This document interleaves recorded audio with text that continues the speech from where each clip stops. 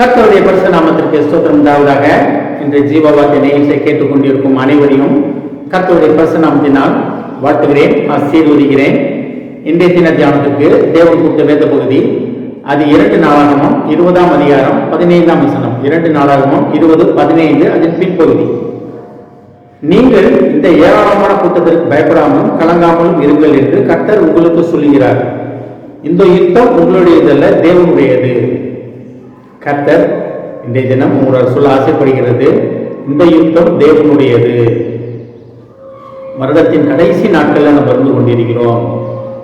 ஒருவேளை இந்த வருடம் முழுவதுமாக தேவன் நமக்காக யுத்தம் செய்தார் என்பதை நம்ம உணர்கிறோமா?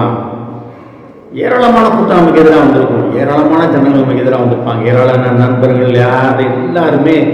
நீங்கள் யாரெல்லாம் உண்மையாக நம்பி இருந்தீங்களோ, யார் மேலாம் அதிக பாசம் வச்சுருந்தீங்களோ, யாரெல்லாம் நீங்கள் ரொம்ப நம்பி இவங்களால் நல்லா இருக்கணும் நம்ம நினச்சிங்களோ, அவங்க எல்லாமே உங்களுக்கு எதிராக திரும்பியிருப்பாங்க. ஏன்னா தேவனுடைய பிள்ளைகளுக்கும் உலகத்துக்கும் சம்மந்தம் கிடையாது.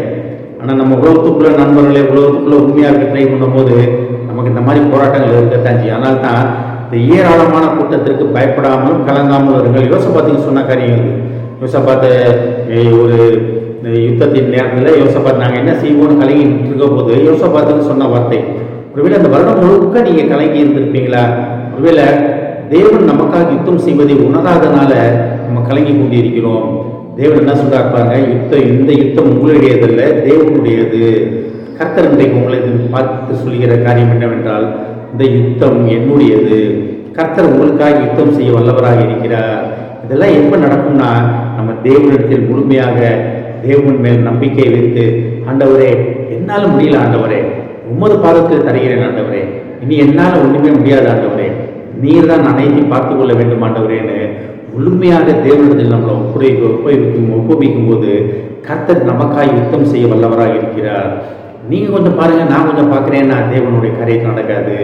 முழுமையாக வருடத்தின் கடைசியில் நம்ம பார்த்து கொண்டு இருக்கிறோம், கடைசி நாட்கள் இருக்கிறோம். ஒருவேளை நம்ம புதிய வருடத்துக்குள்ளே போகும்போது நம்மளுக்கு எந்த ஒரு பிரச்சனையும் இல்லாமல், எந்த ஒரு கஷ்டமும் இல்லாமல் நம்ம போகணும்னு ஆசைப்படுவோம். அது எப்படி நடக்கும்னா, நம்ம முழுமையாக தேவனிடத்தில் நம்மை ஒப்புவிப்போம், நம்ம காரியங்களை ஒப்புவிப்போம். நம்ம காரியங்கள்னா உங்களுக்கு எதிராக இருக்கவங்களே அவங்கள்ட்ட ஒப்புடுவீங்க, உங்கள் சிந்தனைகளை தேவன்கிட்ட ஒப்புவீங்க. நீங்கள் என்னென்ன நினச்சி கொண்டு இருக்கீங்க, என்னென்ன நடக்கணும்னு நினைக்கிறீங்களா, அனைத்தையும் தேவனிடத்தில் ஒப்புவீங்க. இந்த யுத்தம் கர்த்தருடையது, உங்களுடையதல்ல. தேவன் அவர் திருப்பி சொல்கிற காரியம் தான், தேவனுடையது. இந்த யுத்தம் உங்களுடையதல்ல, தேவனுடையது. தேவனே உங்களுக்காக யுத்தம் செய்யும் பொழுது நீங்கள் எதுக்கு பயப்படணும்? இந்த வருடத்தின் கடைசியில் நீங்கள் நினைக்கலாம், ஒன்றுமே நடக்கலையா எனக்கு அப்படின்னு. எதுக்கும் கவலைப்படாதீங்க, கர்த்தர் யுத்தம் செய்ய வல்லவராக இருக்கிறார். ஆனால் அதெல்லாம் எப்போ நடக்கும்னா, நம்ம முழுமையாக தேவனை நம்ம சமர்ப்பிக்கும் பொழுது இது நடக்கும். இதை கேட்டுக்கொண்ட தேவ பிள்ளைகளே, முழுமையாக இந்த வருடத்தின் கடைசியில் நம்ம எண்ணங்கள், காரியங்கள் அனைத்தையும் முழுமையாக தேவனுடைய பாதப்படையிலே சமர்ப்பித்து அவர் நமக்காக யுத்தம் செய்வதை நின்று பாருங்கள் என்று சொல்வதற்கு பார்ப்பதற்காக கர்த்தர் உங்களை அழைக்கிறார். ஆமென். ஜெபிப்போம்.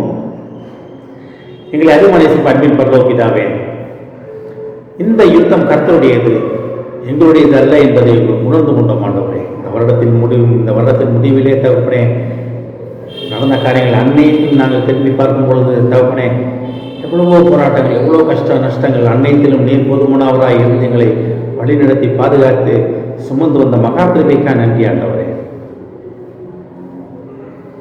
நீர் எங்களுடன் எங்களை பாதுகாத்து எங்களுக்காக யுத்தம் செய்வேன் என்று சொன்ன கிருபையான வார்த்தைக்காக நன்றி ஆண்டவரே. அதை உணர்ந்த அந்த நிலையிலே நிலைத்து நிற்க உதவி செய்யும் ஆண்டவரே. இதை கேட்டுக்கொண்டு ஒவ்வொருவரும் ஆசீர்வதிக்கிறோம் அப்பா, ஒவ்வொரு குடும்பத்தையும் ஆசீர்வதிக்கிறோம் ஆண்டவரே. குடும்பத்தில் உள்ள ஒவ்வொருவரும் தங்கள் போராட்டங்களை, தங்கள் ஏமாற்றங்களை, தங்கள் கஷ்ட நஷ்டங்களை உம்மடத்தில் சமர்ப்பித்து எங்களுக்காக யுத்தம் செய்யும் தேவனாகிய கர்த்தராகிய உம்மடத்தில் வெற்றியை பெற்றுக்கொள்ள அவர்களின் அழைப்பதற்காக நன்றி ஆண்டவரே. அழைத்தவர் உண்மையுள்ளவர் என்பதை அறிவோம் ஆண்டவரே. ஆசீர்வதிக்கிறோம். இயேசுவின் மூலமாய் கேட்கிறேன் நல்ல பிதாவே, ஆமென். கர்த்தர் உங்களை ஆசீர்வதிப்பாராக.